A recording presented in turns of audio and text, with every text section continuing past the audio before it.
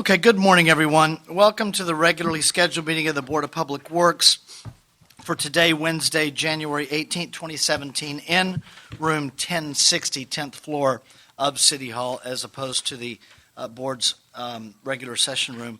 Mr. Campos. Good morning, everyone. Commissioner Repenning, Commissioner James, Commissioner Davis, and Commissioner Jacinto are present. And we are now also walking in Commissioner Rivas. So, President James, we do have a quorum. May we start with Bureau introductions, please, starting with Bureau of Sanitation. Good morning, Robert Vega, Bureau of Sanitation. Good morning, Ronald Tull, Bureau of Street Services. Good morning, Hannah Choi, Bureau of Contract Administration. Good morning, Ruben Flamenco, Bureau of Street Lighting. Good morning, Julie Allen, Bureau of Engineering. Good morning, Ted Jordan, Public Works General Counsel. Good morning again, Fernando Campos, Executive Officer. President James, we did receive speaker cards under items number 14 and 15. We did not receive any speaker cards under general public comment. We do not have any commentary under the Neighborhood Council commentary section. And we also received email comments on item number 14 that will be entered into the record and distributed to all commissioners. Okay, then we'll close general public comment as well as the Neighborhood Council category of commentary. Let's take care of the assessment hearings and a couple of housekeeping items before we open the bids this morning. We have assessment hearings on items 2 through 10 from the Bureau of Street Lighting in various council districts, including CD 3, 12, 14, 15, 2, 6, and 13. Mr. Flamenco on items 2 through 10. Ruben Flamenco, Bureau of Street Lighting. Items 2 to 6 pertain to lighting districts which we are creating in conjunction with private development projects. Item 7 pertains to a lighting district which we are creating in conjunction with the Bureau of Street Lighting initiated community development block grant project in coordination with the LA Unified School District. Both public parcels and private parcels are included in this lighting district. This reballot is per joint council request. Item 8 pertains to a lighting district which we are creating in conjunction with the Bureau of Street Lighting initiated LED conversion project. Only public parcels are impacted. No private parcels are included in this lighting district. Items 9 and 10 pertain to lighting districts which we are creating in conjunction with the Bureau of Engineering 6th Street Viaduct project. Only public parcels are impacted. No private parcels are included in any of these two lighting districts. Ballots for items 2 to 10 were mailed on December 7, 2016. Ballots for items 2 to 10 must be received by the City Clerk's office by next Tuesday, January 24th. We have not received any objections to date on items 2 to 10. We are requesting for the board to adopt and forward items 2 to 10 forthwith to City Council. Any questions on items 2 through 10? Without questions on items 2 through 10, I'll make a motion that we adopt agenda items 2 through 10. Is there a second? With Commissioners Rivas, and I heard one over here, Commissioner Davis. So, sorry, we can't, normally I can see everybody by the way we sit. I can't in this setting, so it may add some verbiage to the meeting. So there's a second on the meeting, or on agenda items 2 through 10. Any objection? Without objection, we'll adopt agenda items 2 through 10. Any issue sending 2 through 10 forthwith? We will send 2 through 10 forthwith. Thank you. Is there a second to my motion that we approve the meeting minutes from the meeting of Monday, December 19th, 2016 by Commissioner Repenning? Any objection? Without objection, we'll approve those meeting minutes. Agenda item number 18, specifications have been submitted for board adoption and authorization to advertise for the invitation of bids in Council Districts 1 and 13 for the First Street Viaduct over Glendale Boulevard project. It's a federal project. The estimate is a federally funded project, I should say.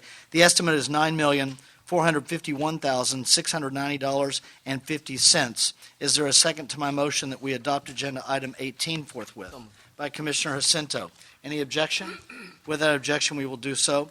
On agenda item number 17, recommending that the board receive notice that as of January 11, 2017, the mayor has approved and authorized the board to enter into a memorandum of understanding with the Los Angeles Department of Water and Power for the continued funding and operation of the municipal tree planting efforts of the City Plants Program in the amount of $4,850,000 for the period of January 1, 2017 through December 31, 2018, in order to achieve energy efficiencies through tree planting efforts. This is simply being sent back for execution after approval from the mayor. Is there a second to my motion that we approve agenda item number 17 forthwith? By Commissioner Repenning. Any objection? Without objection, we will do so. Agenda item number 1, we have bids to be received this morning on 4 public works projects. Mr. Campos on number 1.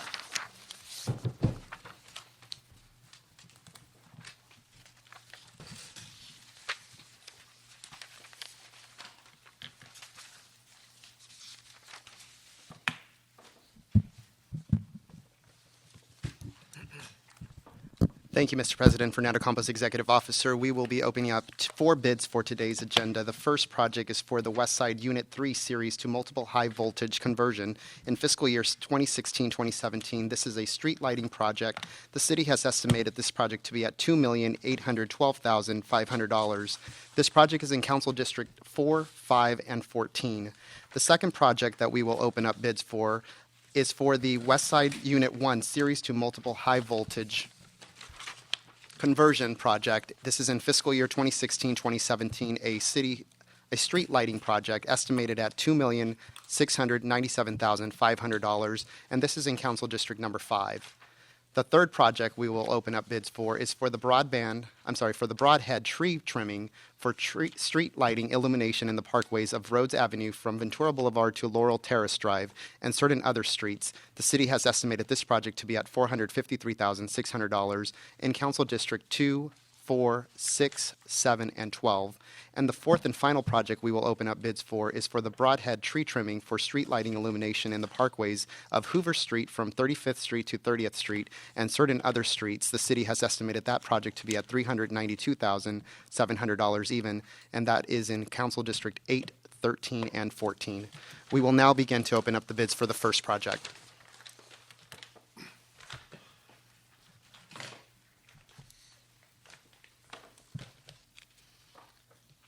The first bid for the first project is from Select Electric Incorporated.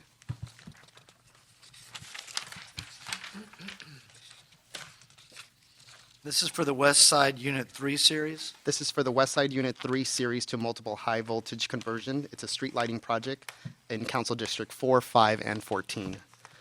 First bid for the first project is from Select Electric Inc. for a total bid amount of $3,131,019 even. That's 3131019 from Select Electric Incorporated. Second bid received for the first project is from Elecnor Belco Electric Incorporated for a total bid amount of $3,289,234 even. That's 3289234 from Elecnor Belco Electric Inc. Third and final bid received for the first project is from Servitech Solutions Incorporated for a total bid amount of $2,432,704.10. That's 2432704.10 from Servitech Solutions Incorporated. President James, that concludes the bid openings for the first project. We will now begin to open up bids for the second project, which is for the West Side Unit 1 series to multiple high voltage conversion project in fiscal year 2016-2017. This is in Council District number 5. The city's estimate is $2,697,500. The first bid received for the second project is from Select Electric Incorporated for a total bid amount of $2,973,748 even. That's 2973748 from Select Electric Inc. The second bid received for the second project is from Servitech Solutions Incorporated for a total bid amount of $2,375,320.16. That is 2375320.16 from Servitech Solutions Incorporated. The third and final bid received for the second project is from Elecnor Belco Electric Incorporated for a total bid amount of $3,047,718 even. That's 3047718 from Elecnor Belco Electric, Inc. President James, that concludes the bid openings for the second project. We will now begin to open up bids for the third project, which is for the broadhead tree trimming for street lighting illuminations in the parkways. This is in off of Rhodes Avenue from Ventura Boulevard to Laurel Terrace Drive and certain other streets. The first bid received for the third project is from Thrifty Tree Service Incorporated for a total bid amount of $638,232. That's $638,232 from Thrifty Tree Service Incorporated. The second and final bid received for the third project is from Mariposa Landscapes Incorporated for a total bid amount of $655,200 even. That's $655,200 from Mariposa Landscapes Incorporated. President James, that concludes the bid openings for the third project. We will now begin to open up bids for the fourth project, which is for the broadhead tree trimming for street lighting illumination in the parkways. This is off of Hoover Street from 35th Street to 30th Street and certain other streets. This is in Council District 8, 13, and 14. Estimate on this? The city estimate is $392,700. 392? $392,700. Yeah, I know. The first bid received for the fourth project is from Mariposa Landscapes Incorporated for a total bid amount of $508,270 even. That's $508,270 from Mariposa Landscapes, Inc. The second and final bid received for the fourth project is from Thrifty Tree Service Incorporated for a total bid amount of $1,112,443.50. That's $1,112,443.50 from Thrifty Tree Service Incorporated. President James, that concludes the bid openings for the fourth project and also all bid openings for today's agenda. Is there a second to my motion that we receive the bids forthwith by Commissioner Repenning? Any objection? Without objection, the bids will be received forthwith. Thank you. Thank you, Mary. Let's go to agenda item number, do you get another speaker card in, Mr. Campos? Yes, we did. It's for item number 14. Can they hand that around to me? I want to go to 14 real quick. All right. Let me call agenda item number 14, give you a bit of a procedural history, and then go to the speaker cards on this item. Agenda item 14 in Council District 4, tree removal requested at 3935 Hopevale Drive, recommending that the board first, it takes me a minute to read through this, consider the adopted final initial study mitigated negative declaration environmental case 2014-3285-MND for a haul route to export 1,680 cubic yards of dirt from the site for the construction of a two-story single-family dwelling on an approximately 18,000 square foot vacant site, and an addendum to the final ISMND at 3935 Hopevale Drive prior to making a decision on the proposed protected tree removal permit. Secondly, find under the California Public Resources Code, Section 21166, and the California Environmental Quality Act, that's CEQA, Guidelines, Section 15162, on the basis of substantial evidence contained in the whole record, that none of the conditions described in the Guidelines, Section 15162, requiring preparation of a subsequent CEQA document exist. Thirdly, adopt the mitigation monitoring program, that was transmittal number 12. Fourth, specify that the Urban Forestry Division of the Bureau of Street Services, located at 1149 South Broadway, is custodian of the documents or other material which constitute the record of the proceedings upon which the Board of Public Works decision is based. Fifth, consider that 3 California black walnut trees were removed before the board hearing for the tree removal request and therefore would require replacement with a total of 28 trees, 4 48-inch box-sized coastal live oak trees, and 24 15-gallon Southern California black walnut trees on site.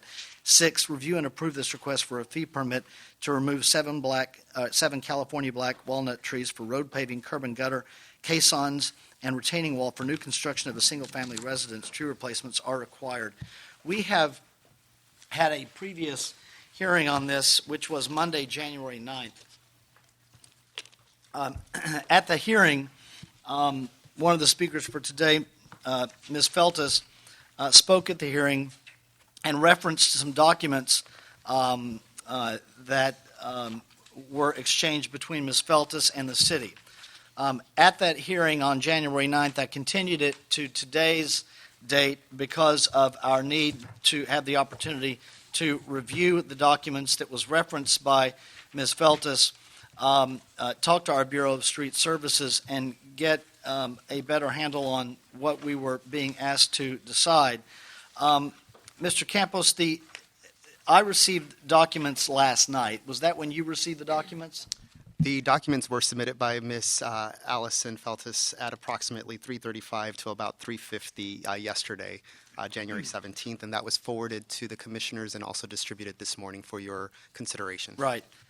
And that's not enough time for us to, at least for me as the chair, to agendize this item, to have the substantive hearing on this, given the various allegations that I would like to have. However, we have Ms. Feltus here speaking against the proposal, and I have two additional speakers here speaking for the proposal.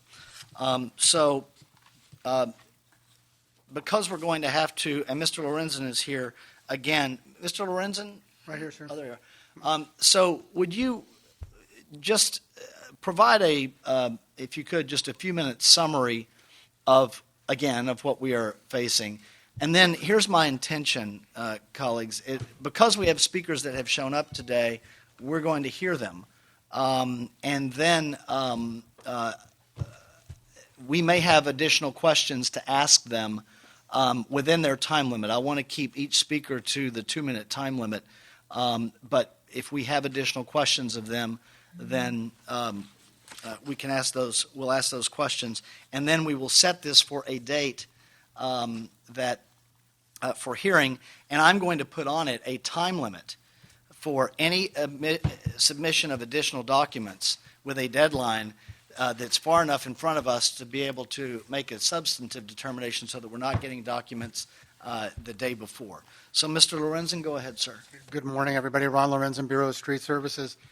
As President James has indicated, the property at 3935 Hopevale is being developed. They're proposing to construct a single-family residence on an approximately 18,000 square foot vacant site.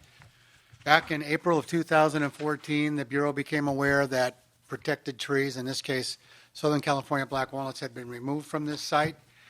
In response to that, the Bureau went out to the site and determined that, in fact, several Southern California black walnut trees had been removed without a permit. Because of that, the Bureau met with the developer, required the developer to provide the Bureau with an environmental assessment of the property. They did have a mitigated negative declaration prepared for this site. We now sit here today, actually last Monday, we came forward requesting that the board approve the removal of 7 trees. Those 3, there's a little bit of discrepancy. The Bureau determined 3 trees had been removed. I believe Ms. Feltus said that 4 trees had been removed at that time in April of 2014. Regardless, the Bureau, after the proposal and the review of the mitigated negative declaration, determined that it was in best interests of the city and what had occurred at this site to come to the board and have the 7 removals approved, regardless of the fact that 3 or 4 of those trees had been previously removed.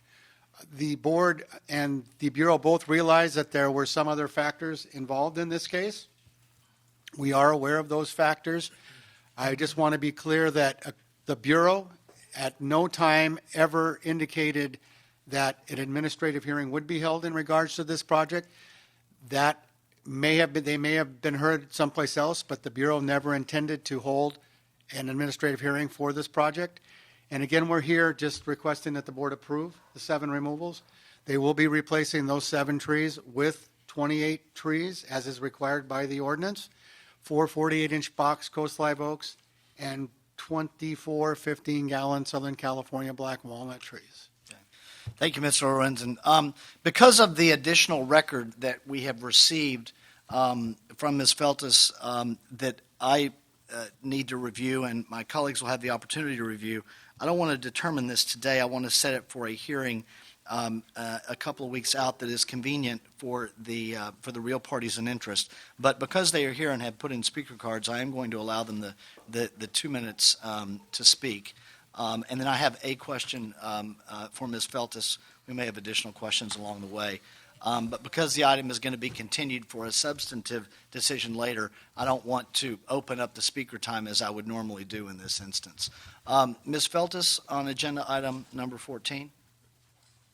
You can come forward. You put in a speaker card. Anything you wanted to add? I did want to add. Wait, yeah, we're making a record, so thank you. Good morning, everyone. Good morning.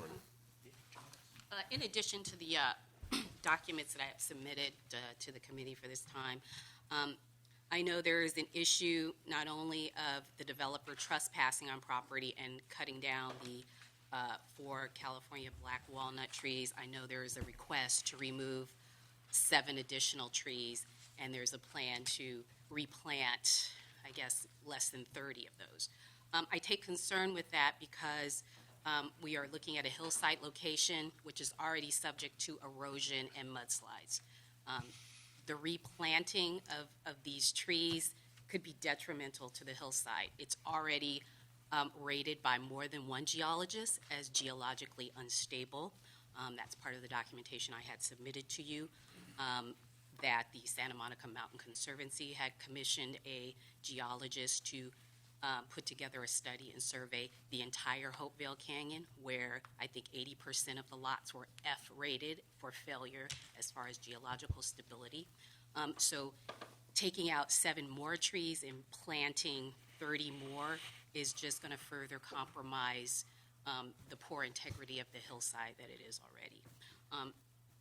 In addition, I did also want to point out some of the developer's past history, that this is a continued issue where he's gone on other properties without permits and began building, to the extent there's been fatalities that happened in Beverly Hills in October 2013. 4.5, 5 months later, he came on Hopevale cutting trees down with no permits for anything. We're all in fear. Our community is in fear. If someone has already died, what else has to happen? That's our biggest concern. The addition to that, you had made a stipulation requesting if the Department of Building and Safety permits had been put on hold or red flagged. They have been. There are no permits issued at this time, and I don't see why you would take out 7 trees when you don't know if you're going to get building permits in the first Thank you, Ms. Feltus. I have one question for you. The record from our last hearing indicated more than one representation by you to us that you had an email from Dave Michelson from the city attorney's office indicating that a hearing would be granted. That document was never turned over by you.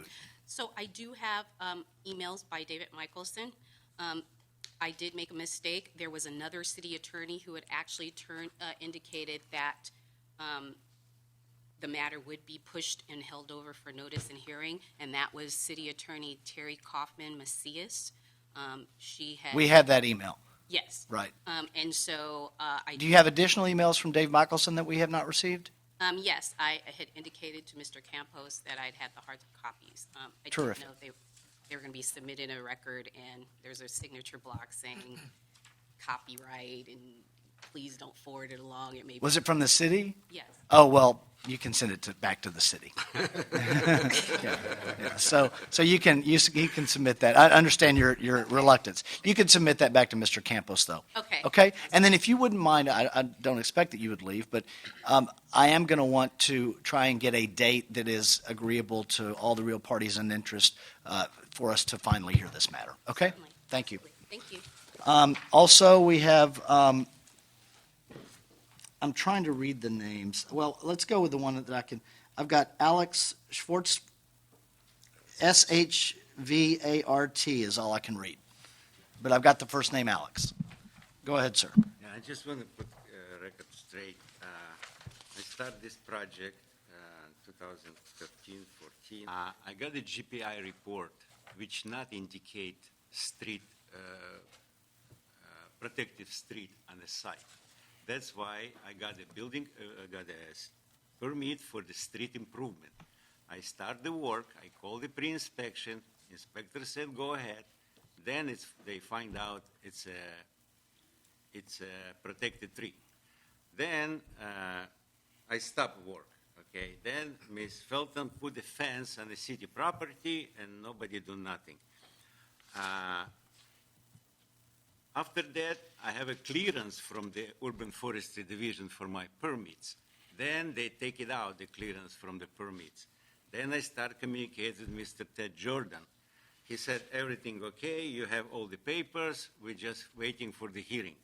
And it's 2 years. And I don't know why it's take that long. I go through all the procedures, I go through the whole route, I go through the all environmental reports, everything what the city wants. And now, I don't know what's gonna happen. Thank you, sir. Alex, are you the developer of the project? You are. Anybody else? Anybody else have any questions? Anybody else have any questions for either of our speakers before we move along? Okay, I have another speaker. Yes, ma'am. Come on up and just identify yourself for the record. Okay. In the question, I don't have that much to say because I'm not professional. I hire geological architects, contractor to do that. I have lawyers who advise me how to do this project for me. I just want to present my case and finally be happy to meet with many people that I heard name of. I purchased this land about 12 years ago to build my dream home. I'm a single mother. I have 2 kids. I'm working full-time serving elderly in the community for over 20 years. And I thought it would be nice, my dream home for retire. Instead, it became a nightmare. I did hire all professionals, but over 3 years ago, it all went wrong. My contractor, he has all the details about plans being improved that we can start the construction. I was monitoring that. So my question is, why can't I develop that land? I have so many new construction around that neighborhood. It's safe. I mean, we have geological proof. Maybe it's bureaucracy, negligence, but it's definitely not humane. I'm over 60 years old. I'm dealing with such papers here and there. Nobody really instructed me how to do this in the right way. I understand. I want to be honest to the community. We were planning to make a road for everybody. Go ahead. For our money. And instead of doing all of that, I'm spending all this money for extension of the construction, extension of the bond, extension of the whole route, my construction loan, attorney's fee that helps me to respond to all that nonsense. And I'm dealing with frustration. I was advised to go to the lawsuit regarding these fences and all this later, but I want to solve in a professional manner. I want to build this home for me, my daughter, and 4 grandkids. I spent over $500,000 extra over these 3 years that could have been put into the property, into development of the land, to do it right. But instead of I'm just suffering enormous financial and emotional burden. So please, I will accept that proposal. My contractor is agreed that it's reasonable, and I thank you very much for the opportunity to finally speak and meet with you. But regarding all these concerns, we did have professional geological architect that it's safe to do what we're planning to do. Okay, thank you. Any questions for the owner? Thank you, ma'am. What I would recommend, because there is obviously a record that we're going to need to get through, I would put this off for a month. It would be my recommendation, because we've got reports that, and ma'am, any of the geological reports, anything that your council wants to submit to Mr. Campos, they could submit to Mr. Campos for us to consider. He's our executive officer. He can give you his card for contact. Ms. Feltus, anything else that needs to be submitted by you? I'd like all of the documents to be in to the Board of Public Works, into Mr. Campos's office a week from tomorrow, which would be, what, the 26th? Is that the 26th of January? A week from tomorrow, yes, Thursday, January 26th. Is that okay as a date to submit documentation from both sides? Yes, sir. Can I say something? I have approved letter from. Anything that you have that you would like to submit for us to review would be helpful. Ms. Feltus, same for you. And then, what are we looking at? What's a date close to the 16th or 17th of February? So that would be Friday, February 17th, or we can go to Wednesday, February 22nd, since the 20th is the holiday. Mr. Lorenzen, which would you prefer? I don't have any preference. I want to make one thing clear, though. Yeah. The total number of trees will be 7, not an additional 7. That includes the Total. ones that were removed. Understood. Yes. What's that Friday date? 17th? Friday the 17th. And the Wednesday before that's the 15th? Correct. And that Monday is President's Day? The following Monday, following the 17th, so Monday the 20th. I'd like to February go 20th. to February 22nd. That would be Wednesday, yes. Yes. Is that okay with you? That's okay with the Bureau, yes. Is that okay with, you know what, Wednesdays are heavy days after a holiday. Can you do Friday the 24th? Certainly. Sounds like an auction, I know, but I'm sorry. Okay, so Friday the 24th, Friday the 24th of February, okay with the property owner and the developer? Sir, is that okay with you? We've got, there's stuff that we've got to get through, and we're in the middle of a rainy season, obviously, so that's when we would like to do it, if that's okay with you. Is that doable? Okay, and Ms. Feltus, same with you? Okay, thank you, then that'll be the hearing date, Commissioner Cinto? President James, I just want to confirm that this project does not have building, construction permits from Building and Safety, correct? Sir Landry? I'm still unclear on that. That's I'm something- not clear. I cannot get the building permit because I have to clear the tree removal. Okay, then I'm good. Then, It's all- good. So we'll have all that, and I'll have it all packaged up from my old litigation days, and we'll sit back and have a nice package of data. It'll be all, everybody will get it in by the deadline, and we'll have a complete record upon which all of us can hear from both sides, can hear from the Bureau of Street Services, and can make a determination, and we'll have a nice tight record for everyone, okay? So just to recap, so we're moving the item to Friday, February 24th, 2017. Any documents that need to be submitted to me would be due by this Thursday, or next Thursday, January 26, 2017. And I will meet with the 3 parties that were here and provide those emails to them so that they can submit the documents to your commission. That's fine. Anything, Mr. Jordan? No, since you have asked the relevant interested parties to submit anything, documents by a date certain, my recommendation is, and I think Fernando has covered it now, is to make sure all of the documents that you have received are available to both the property owner and the neighbors who have come. So Yes. that everybody has the same documents. So It's a there's good suggestion. It's a document in front of you, it's in front of them. It's a public hearing. We would like for whatever documents, so Mr. Campos can take care of that. Whatever you receive, Mr. Campos, you can work We'll make with sure to both forward. parties and make sure that they both have it. That's correct. All right? Thank you then, so that we'll continue this item to Friday, February 24th. All right, thank you, everyone, for coming today. Let's go to agenda item number 11. Bureau of Engineering, Council District 13, task for solicitation number 01-075, Pinnacle Environmental Technologies, recommending that the board authorize the city engineer to issue a revision of the task for solicitation number 01-075 to Pinnacle Environmental Technologies, increasing the budget authority from $620,000 to $700,000 for continued groundwater monitoring, remediation, and related services for the Santa Monica Street Lighting Yard. Mr. Mulhern on agenda item number 11. Morning, Mike Mulhern, Geotechnical Engineering Group, BOE. This site is immediately west of downtown at the corner of Santa Monica Boulevard and Virgil. It's a street lighting yard, which has been enlarged to include a small gas station, which also had a leak. So basically, we have a two-plumed leak at this site. Pinnacle Environmental is in the middle of monitoring it. They do limited remediation in the form of skimming and disposal of the hydrocarbons. They're also working on a feasibility study and remedial action plan as part of last year's budget. This year, I'm asking for an additional $80,000 to continue the monitoring of the 16 wells, the lab data, and the reporting requirements to the regulator.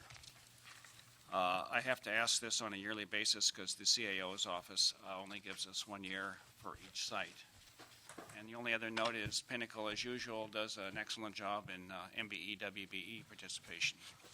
Thank you, Mr. Mulhern. Any questions, colleagues? No. Anything at all?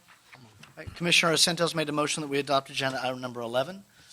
I'll second it. Any objection? Without objection, we'll adopt agenda item number 11. Any issue sending it forthwith? We'll send number 11 forthwith. Thank you, sir. Thank you. Agenda item number 12, in Council District 5, relinquishment of rights at 17438 Ventura Boulevard, westerly of Andesol Avenue, and in the future alley lot number 7 of tract number 27502. Recommending that the board execute the attached document relinquishing any and all rights to the City of Los Angeles for public alley purposes within the future alley shown on the attached Exhibit A, that's transmittal number 1 in your package, subject to the following condition. The petitioner makes satisfactory arrangements with the Real Estate Division of the Bureau of Engineering with respect to the payment of the document recording fees. Secondly, request that the city clerk attest to the signatures of the Public Works Commissioners on this document. Third, instruct the Real Estate Division of the Bureau of Engineering to record the executed document in the office of the county recorder when the condition in recommendation number 1 has been complied with. And fourth, finally, send a copy of the adopted Board of Public Works action to the petitioner. I've got Crocker. Ms. Crocker, come on up. Good morning. Morning. Lane Crocker with the Bureau of Engineering, Land Development, and GIS Division. And it's item number 12, and the BOE recommendation to relinquish a future alley easement and located at 17438 Ventura Boulevard, westerly of Andesol Avenue. And this future alley easement was created by the tract 27502 and recorded in 1964. And this property was sold to the third party after the recordation of the map. And at that time, when the tract was recorded, there was the potential for an alley to be built in that area. But over the years, land use pattern has changed, and currently this area is covered with the mature trees and used as a landscaping area. So this area has remained as a future alley and never been improved as a public alley. And due to the fact that 25 years has passed and it's never accepted as a public alley, the city never accepted, and so city can no longer can accept it as a public alley. And that it meets our criteria to be relinquished, and so Bureau of Engineering recommending the board to approve this relinquishment. Any questions regarding, thank you, ma'am. Any questions regarding agenda item number 12? I do. Commissioner Asento. Thank you. This is just an administrative action because the time has lapsed, and the city's not going to take any action. It's not going to develop it, so this is basically relinquishing it. The party is paying a fee, a recording fee. Yes. Should take care of biz. Yes. Correct. Thank you. Thank you. So are we giving it to, we're selling it to a private person? Correct? No, it's not the selling it. It's the when the track was recorded, it's a future alley. Mm-hmm. And so within that time, the city has the city can take it. But now the 25 years has passed, and so city can no longer take it. And so we're giving back to the owner. So basically, relinquishment is just the city give up the right to take it as a public alley. You answered my question. It goes back to the owner. Thanks. And the only transaction that takes place is the payment of the recording fees, correct? Yes, so beyond our action today. So they pay our fee, the processing fee, to our office, which is approximately 1,200, a little over 1,200, and they have to pay the recording fee after all those document executed, and they pay the recording fee, which is a very minimal. Right, but when you say the BOE fee, the Bureau of Engineering fee for doing the work, which is roughly Yeah. $1,200? Yes, a little Okay. over 1,200. Okay. Any other questions? Commissioner Rivas? This property now is now owned by a private owner? Yes, it's always been the private owner, and Bureau has, the city has the easement right, and alley easement right. So we can build the alley if we choose to, but now that the 25 years has passed and we never improved as an alley or never accepted that dedication as an alley, and so we can no longer accept it as a public alley. So the easement is extinguished? Easement, yeah. Yes. That's So it's their property all along, we had an easement. After 25 years passes, our easement is extinguished. So the easement is extinguished, so the full property rights without the easement revert back to the owner. Revert back to the owner, yes. Okay, everybody square on that? Great. Okay, any further questions? Okay, thank you. Commissioner Cinto has made a motion that we adopt agenda item number 12, seconded by Commissioner Davis. Any objection? Without objection, we'll adopt agenda item number 12. Any issue sending 12 forthwith?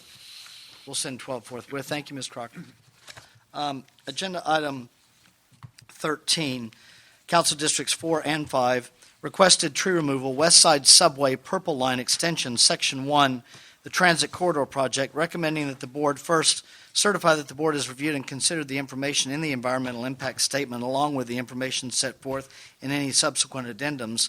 Secondly, find that under the California Public Resources Code, Section 21166, and the California Environmental Quality Act Guidelines, Section 15162, on the basis of substantial evidence contained in the whole record, that since certification of the final environmental impact statement, there have been no changes to the project, changes with respect to the circumstances under which the project is being undertaken, or new information of substantial importance concerning the project, which cause new significant environmental effects or a substantial increase in the severity of previously identified significant effects, and therefore no subsequent EIS and no supplemental EIS is required for the project. Third, find that under the California Public Resources Code, Section 15091, that changes or alterations have been required in or incorporated into the project which substantially lessen the significant environmental effects as identified in the FEIS.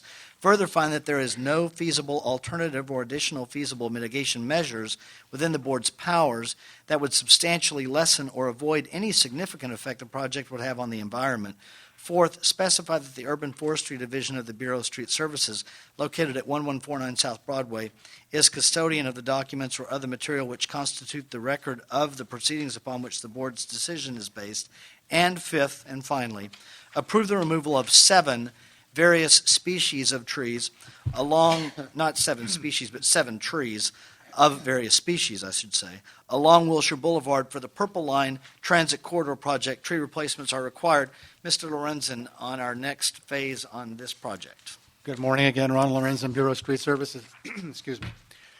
As President James has indicated, the Metro Purple Line Extension Project is in process and is in its next section and will require the removal of 7 trees along this section. As he has also indicated, there are 7 different species trees. Included in that are broadleaf trees as well as palm species. The project will require the removal of these trees. They range in size from 6 to 16 inches in diameter by 16 to 50 feet in height. The existing trees will be replaced on a 2-for-1 basis with deciduous trees and palm trees. The deciduous trees will be 36-inch box specimens, and the palm trees will be a minimum 20-foot brown trunk. If you have any questions, I'll be happy to answer them. So, not so much a question, Mr. Lorenzen, but as more of a statement to provide a little bit of background to tighten up the record. I know we have representatives from Metro that are here. This is really the next step in what has been a process of tree removals that the Metro representatives worked extensively with the council office and the affected communities on a number of mitigation measures such that we don't have objections from them at this point, and they are informed of what's going forward. That is true.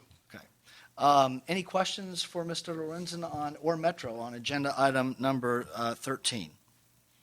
Okay, I'll make a motion that we adopt agenda item number 13. Is there a second? By Commissioner Rivas and Davis. Any objection? Without objection, we'll adopt agenda item number 13. Any issue sending number 13 forthwith? We'll send number 13 forthwith. Thank you, Mr. Lorenzen. Thank you all. Agenda item number 14 we have dealt with. Agenda item number 15, I want to come back to. We have speaker cards and we have a hearing that we're going to have on 15. So let's go to 16.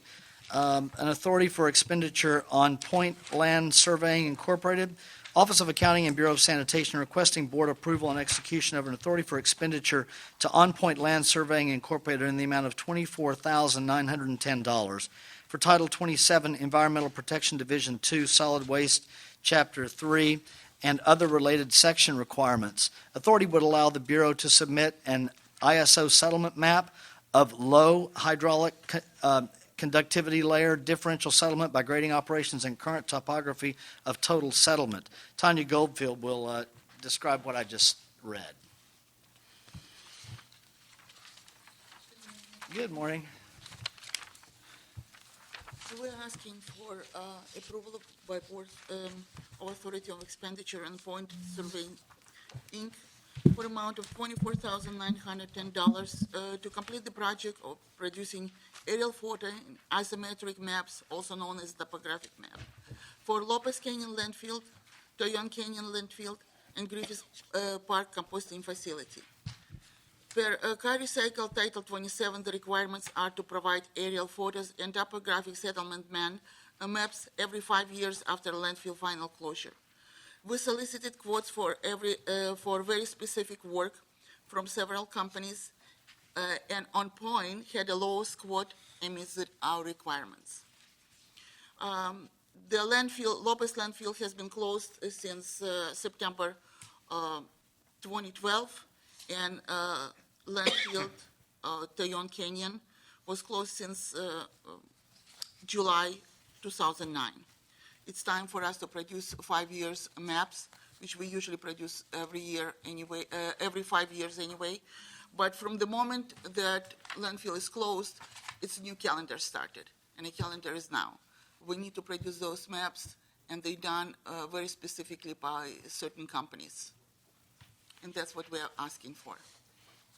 Thank you, ma'am. Any questions at all on this agenda item number 16? I don't have any questions. Is there a motion on number 16 by Commissioner Repenning? Seconded by Commissioner Davis. Any objection? Without objection, we'll adopt agenda item number 16. Any issue sending 16 forthwith so we can pay it? We'll send it forthwith. Thank you, ma'am. Agenda item number 15. Mr. Campos, have we cleared the desk other than 15? Other than 15, yes, you have. Okay.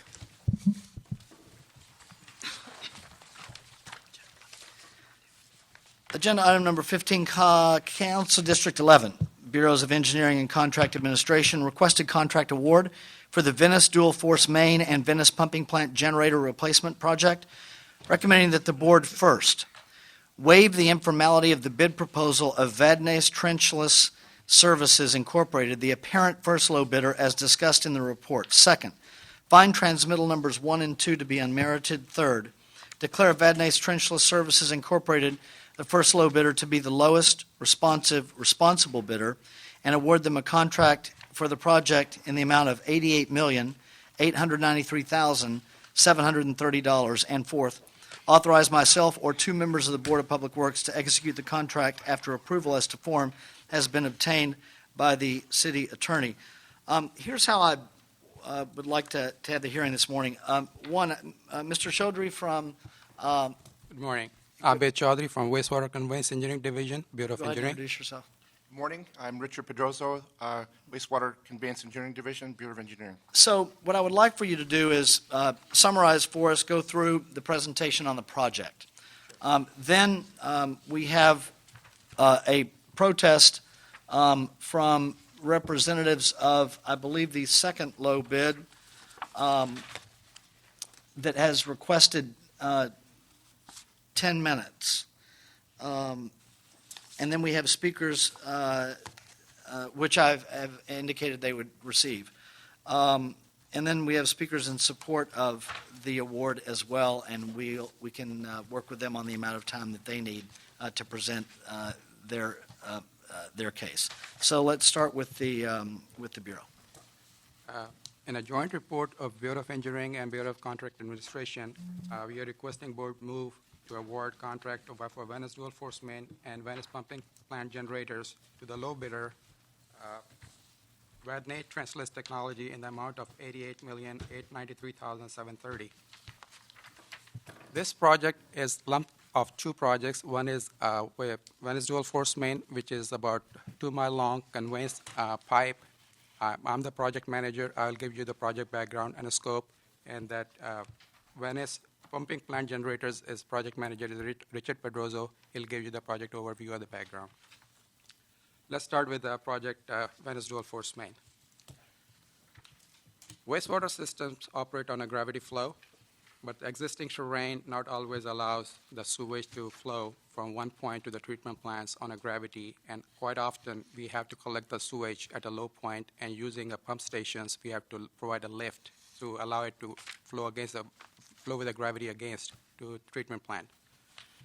Bureau of Sanitation, the city owns more than 50 such pump stations, which help facilitate conveyance of the sewage to the treatment plants. Venice Pump Station is city's largest pump station. If you refer to the handouts what I gave you, and page number 3 gives you some basic features of that. This pump station is city's largest. It was constructed in 1950s along with the force main. There are 5 14,000 gallons per minute pumps, which operate 24/7, not all of them, few of them as needed. The average flow is 24 million gallons per day, an average drive day volume, and it can reach up to 87 million gallons it has done in late 90s and early 2000 in heavy rains. Existing force main is more than 50 years old. It has reached design capacity, and there were a couple of incidents in which its capacity was tested late 90s and early 2000s, where all 5 pumps, availability of 5 pumps is not a guaranteed because all 5 pumps run 24/7 and they often break down, and their maintenance requires few weeks of downtime. At those times, we needed all 5 pumps. On a couple of occasions I mentioned, we needed all 5 pumps to pump the existing inflow sewage coming to the low point at Venice Pump Station. If we didn't have all those 5 pumps, we would not be able to convey the sewage at the low point to the wastewater Hyperion treatment plant.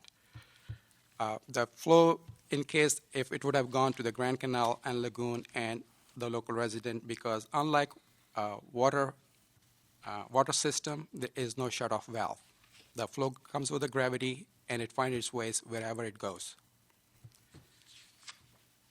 Page number 4 also gives you that pretty much states the same thing, that it has been in operation for 50 years, and it has never been inspected. And for safe, continuous sewage conveyance, it is important. The city is imperative. The city does provide that integrity of the pipe and make sure it's in a good health, and also provide enough capacity so we don't face the situations we experienced in the last few years. Said that, this new force main basically will provide a 54-inch line. It will be connecting Venice Pump Station to an existing junction structure in Vista Del Mar, slightly north of Hyperion treatment plant, has about 60 feet elevation difference.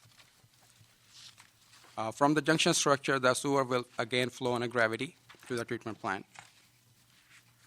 This force main will be constructed using microtunneling technology with 11 shafts. With the depth of those shafts vary from 40 feet to 70 feet. The construction duration is about 36 months. The project length is about 10,400 feet, it's almost 2 miles. That project goes, let me say a few The next few slides, which is page 5, 6, and 7, kind of gives you overview of the alignment. And page number 8 shows some constraint what we have seen. The project alignment goes through abandoned oil fields of Playa del Rey with the poor documentation of oil wells. And there are strict permit conditions because we have to go to the LA County boundaries. And because of the vicinity of the coastal zone, we needed 3 coastal development permits, city, county, and state. Project required over 24 permits from various agencies, including Corps of Engineers, AQMD, and some others. And due to the complexity of the project, we wanted to ensure, and also the project pit locations, we wanted to make sure that not anybody can bid on the project, but with experienced ones, so we can avoid catastrophic failure of machine getting stuck, machine rescue, and dig in a pit, dig in a rescue shaft in environmentally sensitive areas, or the county street, which is only access to the people living in that area, and keep in a one-lane traffic what we promised, which is a condition of the permits. We wanted to pre-qualify microtunnelers. So we came before the board on November 3rd, 2014, and we got the admission, and we advertised for request for proposals on November 3rd. November 13, a mandatory pre-proposal meeting was conducted. 17 contractors attended. May 8th, 1717? 17. Mm-hmm. May 8th, board approved 7 pre-qualified microtunnelers, and their qualification was based on their experience and that size of the pipe. The length of the pipe they have to push, I kind of forgot to mention that the project alignment actually goes through under the Grand Canal, crosses the Grand Canal, goes to the county street, goes under Via Marina. The most important thing, it has to cross the 2 channels, which is Marina del Rey and Ballona Creek. The distance to cross those channels is 1,800 feet. It's not an easy feat for a contractor to do that, even in the modern technology and the latest equipment available. Typical sections reaches our lengths are 800 to 1,000 feet. So pre-qualification required at least 1,400 feet plus their experience in doing that pipe jacking, the machines, the kind of machines that are required, and also their staff experience, and some others. So based on the pre-qualification, 7 contractors were qualified. And March 14, we came before the board to get an authority to advertise the project. That Commissioner Repenning, due to the size and the dollar value, instructed us to do an extensive outreach. We provided, instead of 6 weeks, an 8 weeks period for outreach to the contractors, but that one extended also 2 further weeks. So unusually, we provided 2.5 months for the outreach. 2.5 months, 10 weeks? Yes. Okay. But following Commissioner Repenning, we had conducted an extra outreach effort on April 11, 2016, with the help of City of Los Angeles Contractor Development and Bonding Program. There was about, I forgot the number, but I think there was about 82 attendees showed up, including 4 or 5 Bureau of Engineering staff. There was only one, there were 7 pre-qualified microtunnelers, but there was only 1 person among those pre-qualified microtunnelers showed up on that meeting. June 1st, 2016, we received 4 bids. 3 of them were the pre-qualified microtunnelers, and 1 was another contractor. The condition, just to recap it, the condition was microtunneling portion of the work will not be done other than 7 pre-qualified microtunnelers, but bidding on a project was not restricted. I'll let Richard address the other part before we get to the board report details. Okay. Good morning again. Richard Pedroso, Bureau of Engineering. My portion of the project is for the Venice pumping plant generator replacement. These are existing standby diesel engines that go into operation during emergency situations such as power outages or other cataclysmic events. These generators are nearing 30 years in age, so that they're aged and in poor condition, and therefore are in need of replacement. The city is also proactively implementing this project to exceed EPA and AQMD air emissions requirements, and to improve the reliability of the VPP standby engine generator, electrical and mechanical systems. After Mr. Chowdhury's presentation, I think it's page 9 or 10, you have an overview of the VPP generator pumping plant, and in that it shows the 1,500 kilowatt generator and the two 750 kilowatt generators. This project is basically a swap out. We're upgrading old equipment with new, and along with that comes the replacing of the custom sound enclosure for the 750 kilowatt units, replacing the paralleling switch gear, replacing the existing 500 kilowatt load banks, make the required upgrades and modifications to the generator, exhaust, cooling, fuel, ventilation systems. Excuse me. And during construction, there'll also be provisions for temporary standby power for the VPP while the new generators are being placed in. And this project represents about $5 million of the $89 million total for the contract. Okay. Thank you, Mr. Pedroza. All right. Both projects are lumped together. Their total duration entire combined is still 36 months. And then generator portion is 1095 days, which is concurrent.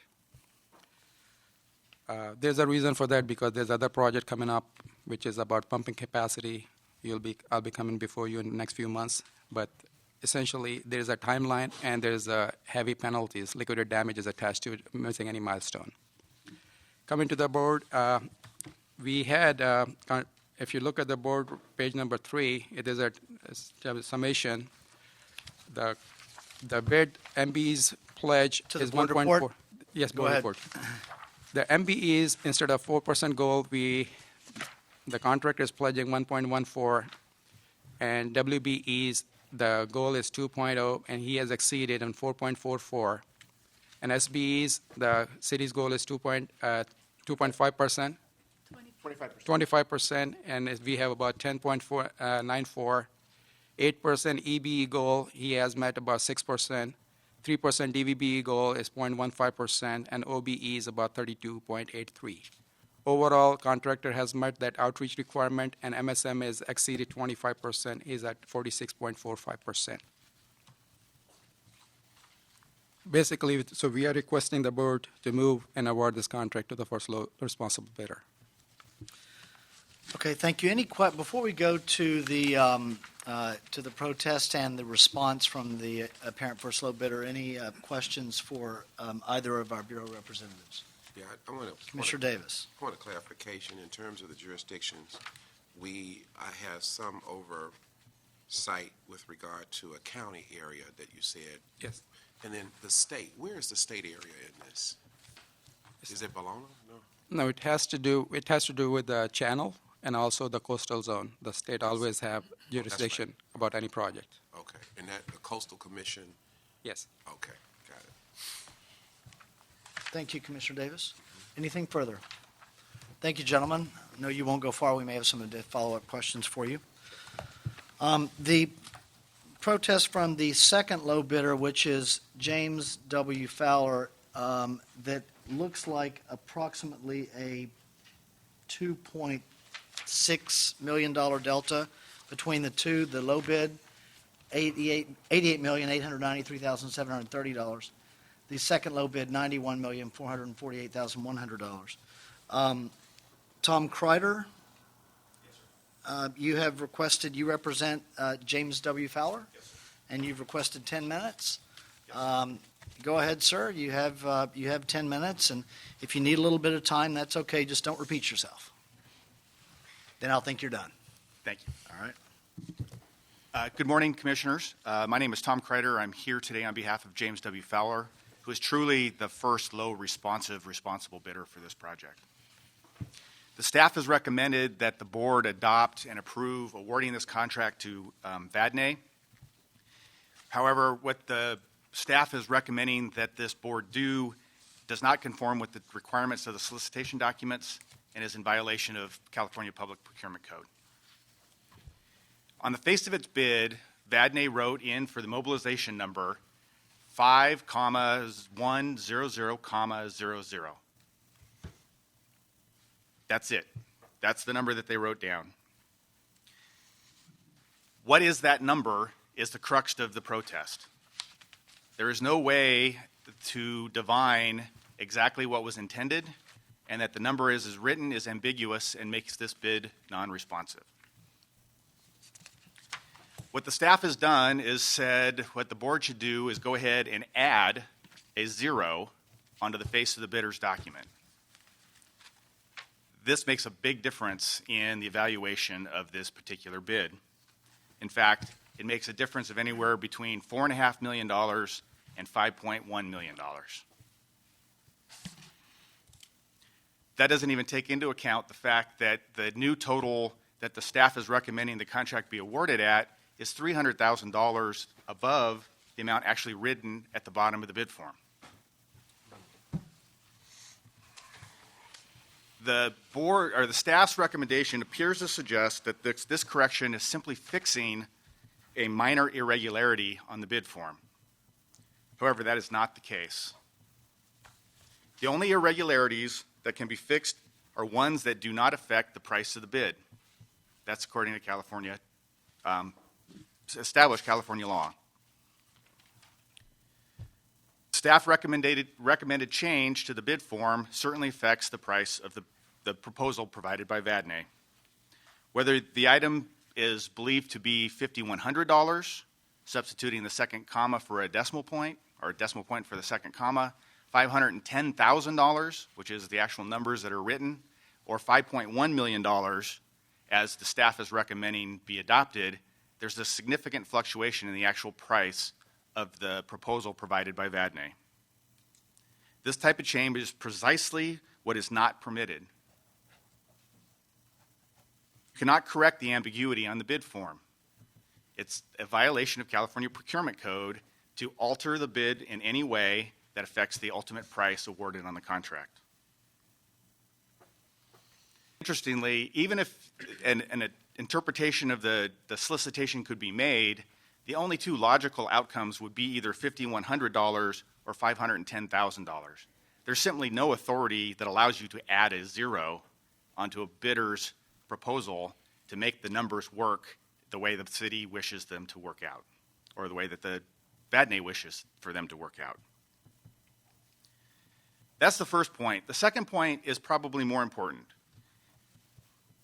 A bid is non-responsive if it's ambiguous in any way such that it could be interpreted to mean or provide more than one price.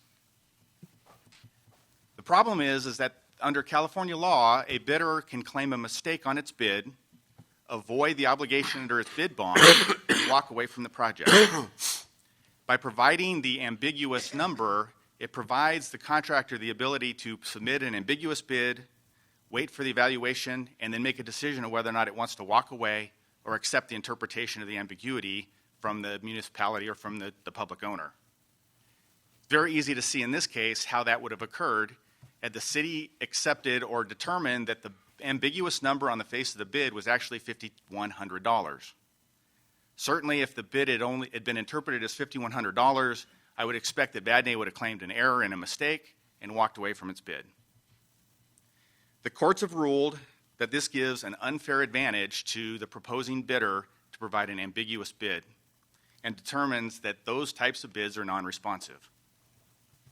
And that's exactly what happened here. As I said, if Vadnais' proposal number had been interpreted differently, it would have provided Vadnais an opportunity to walk away and claim an error, and that makes its bid non-responsive. Under either circumstance, either by changing the price on the bid form or by accepting an ambiguous bid, both of those make this proposal non-responsive.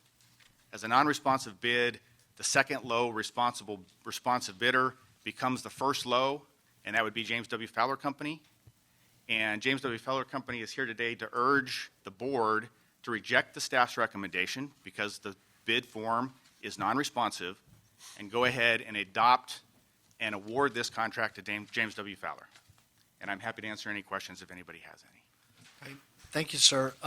Let's hear Vadnai's response, and then we will, I have some questions along the way. I'm not sure who I'll have questions for first. But so I've got Philip Blanchard from Rattan and Tucker on behalf of Vadnai, and I've also got Paul Vadnai.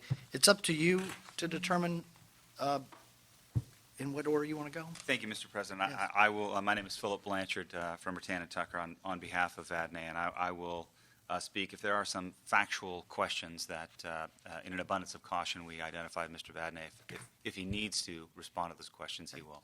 Same instruction that I gave the representative for James W. Fowler. If you can do it in 10 minutes, great. If not, it's okay if you go a little over. Just don't repeat yourself. Very well. I certainly will. Thank you for allowing me to speak today. I appreciate the opportunity, and I will direct my comments, hopefully narrowly tailored to those provided by counsel for Fowler. There are two issues that he addressed. The first of which is a claim that the bid is somehow non-responsive. Simply not the case. The staff's recommendation is correct. The instruction to bidders and the law in this state make that abundantly clear. First and foremost, the instructions to bidders clearly state that the city is allowed to waive minor irregularities in the bid documents. The second instruction that's relevant here is that the city is expressly allowed to recalculate the total amount of the bid. Now, those two items were identified to bidders in the instructions to bidders before bids were ever received. The city empowered themselves, in accordance with the law in this state, to do those two things. And so it received a bid, and in that bid, council identified this $300,000 issue, which is not even an issue at all. And indeed, there is no error or ambiguity presented. No additional money would ever have to be included from that which was originally intended because the unit prices in the bid documents are clear. Simply put, there is no error or ambiguity with respect to that item. Second, the item which council spent time on is the $5.1 million number.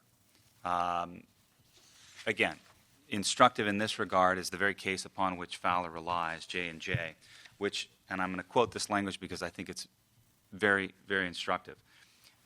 Where it is clear from the bid itself what price was actually intended, or where on the basis of logic and experience it can be determined that one price makes sense while the other does not, correction of a bid and displacement of another bid is allowed.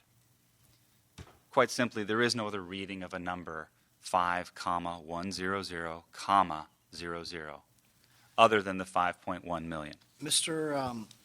Blanchard, just sorry to interrupt you. This is not going to go against your time.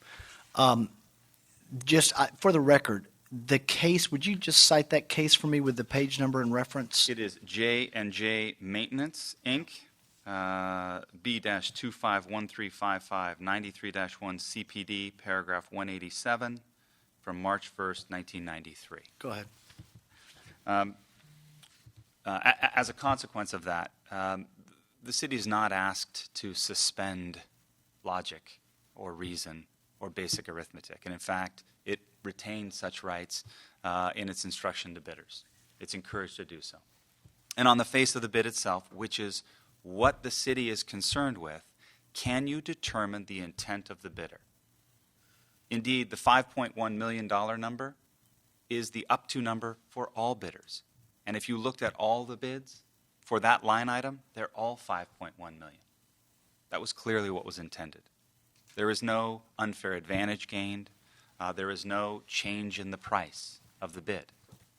That's the only number that logic and reason can arrive at, quite simply.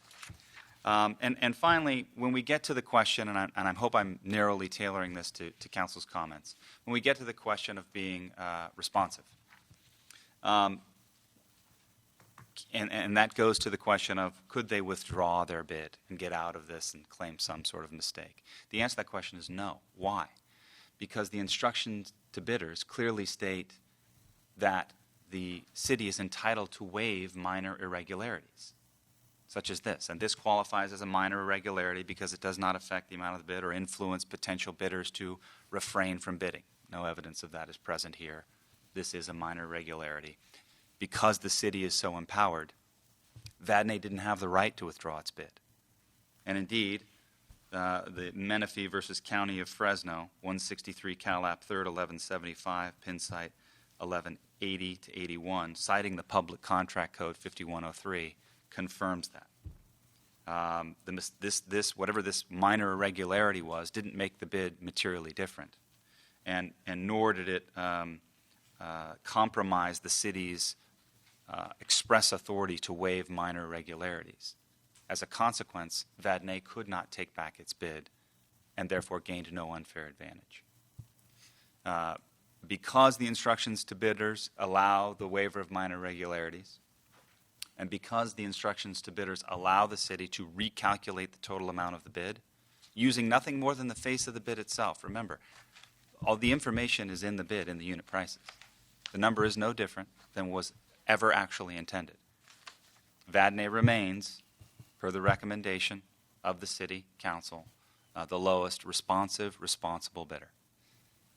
Hopefully I've narrowly tailored those comments and saved some time. I'm happy to respond to any questions that you may have. Thank you, sir. I do have a couple of questions. I'd like to start with the Bureau, though.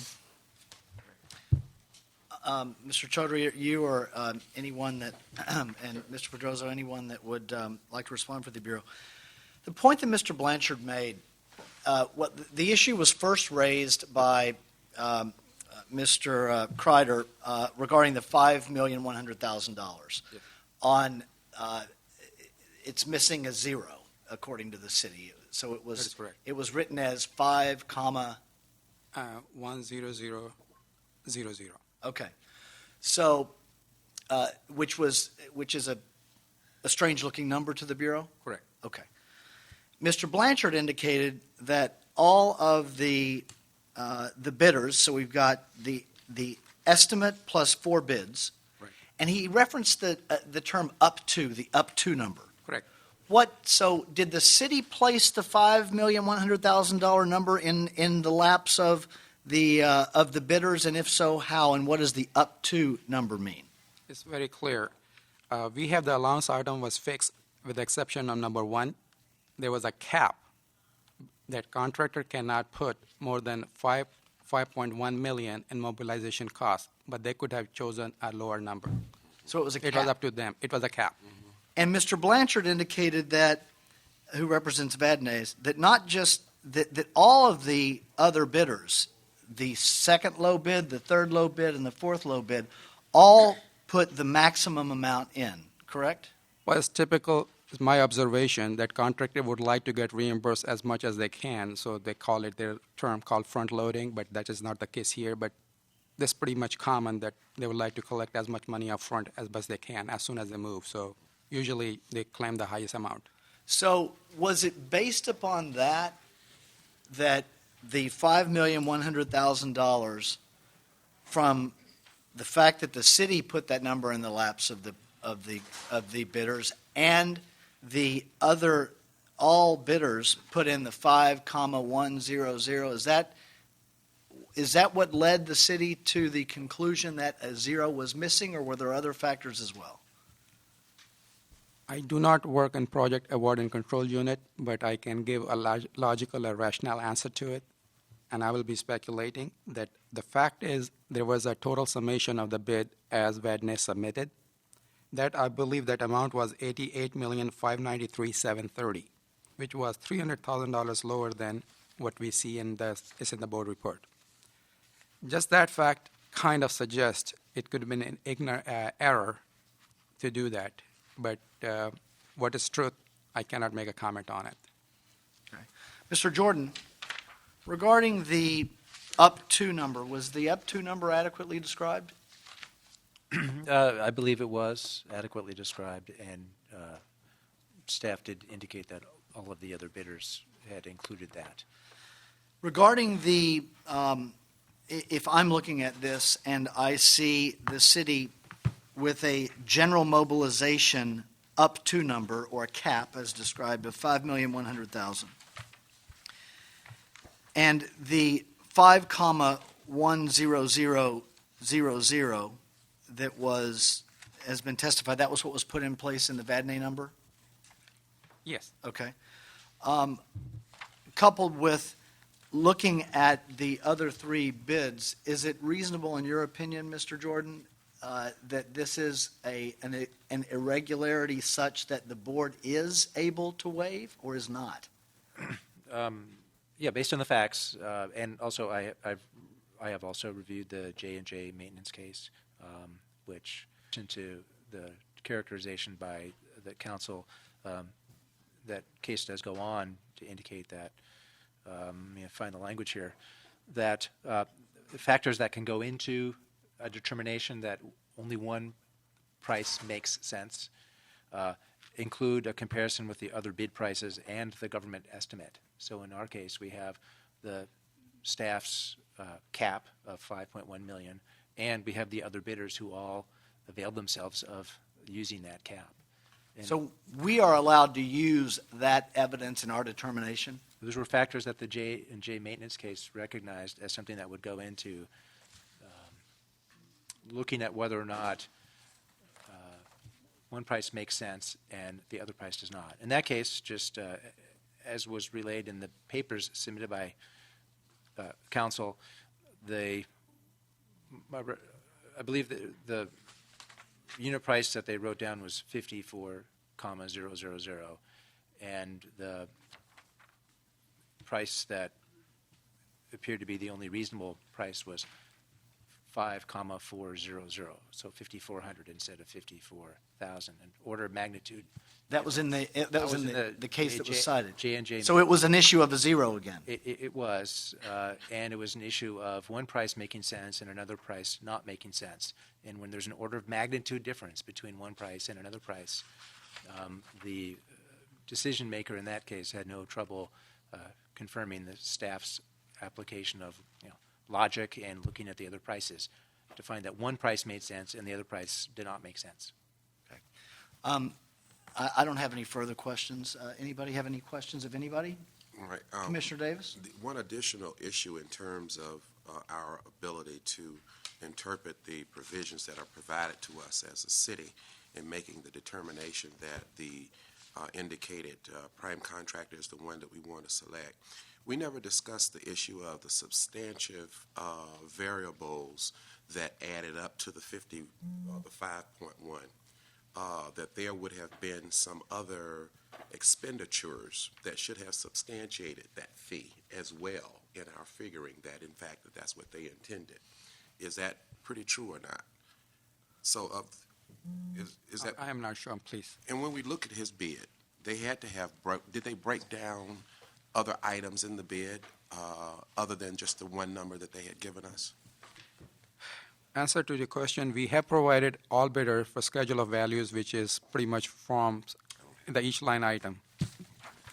What calculations they use to come up with that number, that should be part of the escrow bid documents, which we have in our possession as city in the locked up facility. We do have the calculations. That is precisely my question.